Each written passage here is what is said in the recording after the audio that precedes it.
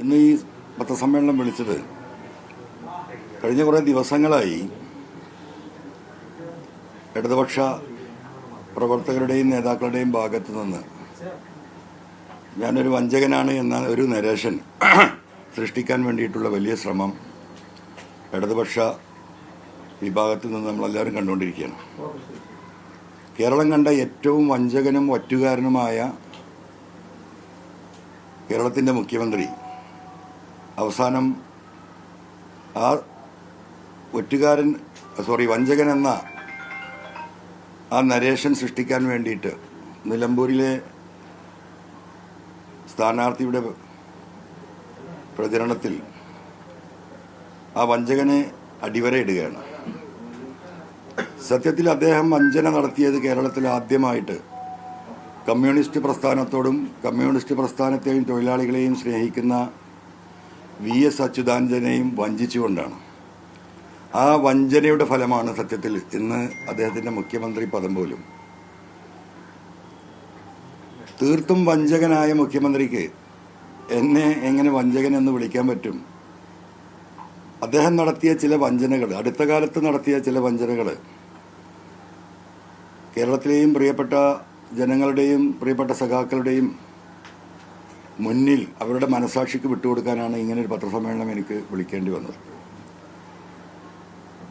അദ്ദേഹം അടുത്ത കാലത്ത് നടത്തിയ, എൻ്റെ ഫോണെന്നെടുത്ത് റൂമിലുണ്ട്, അദ്ദേഹം അടുത്ത കാലത്ത് നടത്തിയ ഏറ്റവും വലിയ വഞ്ചന എന്ന് പറയുന്നത്, ഒരുപാട് വഞ്ചനകൾ, അതിൽ കേരളത്തിലെ ജനം ഇപ്പോൾ ഓർത്തുകൊണ്ടിരിക്കുന്നതും ഇപ്പോൾ ചർച്ചാ വിഷയമായിട്ടുള്ള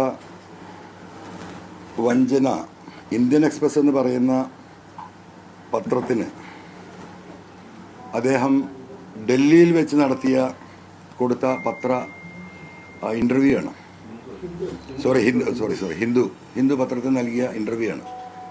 ഏകദേശം ഞാൻ ഈ വിഷയങ്ങൾ ഉന്നയിച്ച് ഇത് കേരളത്തിൽ കത്തിക്കാളി നിൽക്കുകയും അജിത് കുമാറും മുഖ്യമന്ത്രിയും RSSുമായി ബന്ധമുണ്ടെന്ന് ഞാൻ കേരളത്തിലെ ജനങ്ങളോട് ആവർത്തിക്കുന്ന ആ ഘട്ടത്തിലാണ് അദ്ദേഹം കേരളത്തിലെ മുഴുവൻ മതേതര വിശ്വാസികളെയും പൊതുസമൂഹത്തെയും ഞെട്ടിപ്പിച്ചുകൊണ്ട് അത്തരത്തിലുള്ള ഒരു പ്രസ്താവന ഹിന്ദു പത്രത്തിന് നൽകുന്നത്.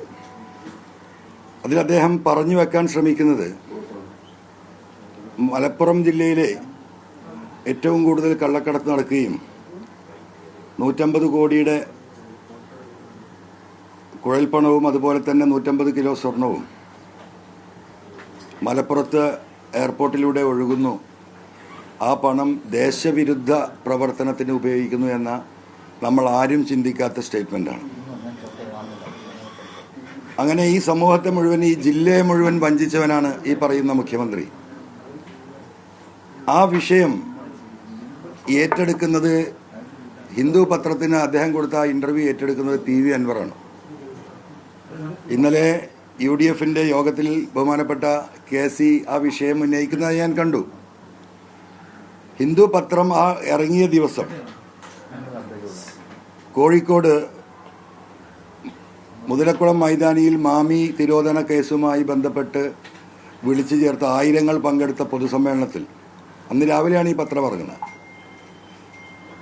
ആരും കാണാതെ ഒളിച്ച് കടത്താൻ ശ്രമിച്ച കേരളത്തിലിറങ്ങിയ ഹിന്ദു പത്രങ്ങൾ മുഴുവൻ CPMൻ്റെ പ്രവർത്തകർ നേരം പുലരുന്നതിന് മുമ്പ് പർച്ചേസ് ചെയ്ത ദിവസമായിരുന്നത്. ഒരാളും ഈ വാർത്ത അറിഞ്ഞിട്ടില്ല. അന്ന് ആ പത്രം ഉയർത്തിപ്പിടിച്ചുകൊണ്ട് കേരളത്തിൻ്റെ പൊതുസമൂഹത്തിൻ്റെ മുമ്പിൽ ഒരു ജില്ലയാകെ, ഒരു സമൂഹത്തെയാകെ ഇതാ മുഖ്യമന്ത്രി വഞ്ചിച്ചുകൊണ്ട് ഇങ്ങനെ ഒരു പ്രസ്താവന കൊടുത്തിരിക്കുന്നു. എന്തായിരുന്നു അദ്ദേഹത്തിൻ്റെ ഉദ്ദേശം? അദ്ദേഹത്തിന് എന്താ കേരളത്തിലെ മലയാള പത്രക്കാരോട് ഇത് പറയാതെ പോയത്? ഡൽഹിയിൽ പോയി ഹിന്ദുവിന് പറയുമ്പം ഇന്ത്യ ഒട്ടാകെ ആ വാർത്ത വരും. അപ്പം മലപ്പുറം ജില്ല എന്തുകൊണ്ട് ഇങ്ങനെ? എന്താ കാരണം? അവിടെ ഭൂരിപക്ഷ മുസ്ലിം സമുദായമാണ്. ആ സമുദായമാണ് ഈ കള്ളക്കടത്തിൻ്റെ എല്ലാം പിന്നിൽ.